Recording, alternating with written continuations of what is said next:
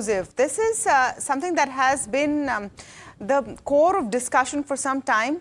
As far as banks are concerned, the Reserve Bank of India remains cautious, though. We're learning about allowing private equity players to control significant stakes in domestic lenders. My colleague Vishwanath Nair joins us for more. I think Vishy hopes had perked up after the whole IDBI situation. But what are you learning?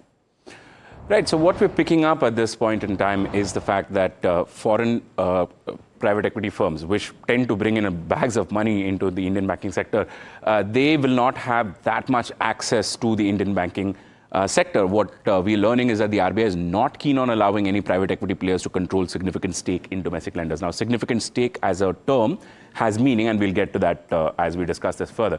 The RBI's concerns are primarily because of the source of funds, which remains sort of secretive or opaque in a private equity firm, and that PE firms are quick to sell their stake in banks. They don't hold that stake for a very long period of time. At best, maybe 5 years, and then they move on from their investment. That is their business model, of course. The RBI is only open to allowing foreign banks to own 26% in Indian banks. This is because they are strategic players who tend to hold that stake for a longer period of time. Having said that, the 26% limit will remain as it is, as the RBI is not keen on recommending a higher shareholding. Recommending to who? To the government, because there has to be legislative changes brought in if you want to exceed that 26% mark.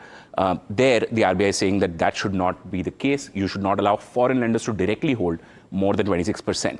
Now, just for reference, I just want to point out that FDI and private bank currently allows up to 74% stake to be held by foreign investors. However, an individual investor can only hold up to 15%. So cumulatively, they can hold 74%.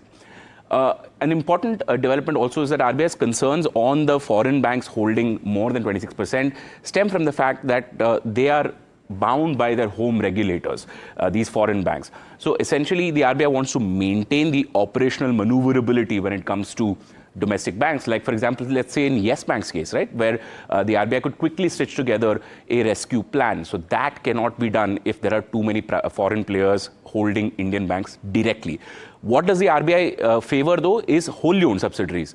Essentially, wholly owned subsidiaries are entities which are 100% held by the foreign banks, but they are India entities. And the next slide, you'll understand that, the wholly owned subsidiary model is something that the RBI favors. Only in certain special cases, like, for example, in Catholic Syrian Bank or in Lakshmi Vilas Bank, where the RBI allowed foreign lenders to come in and hold large equity stakes, that is fine because those are bank rescues. That is still within the possibility of happening. But the main reason is that, as a general rule, the RBI will not allow a foreign bank to directly hold more than 26% stake in an Indian bank. Very important updates there, and perhaps lays the roadmap for a lot of transactions that can take place going forward, or that may not take place, rather, I should say. Thanks.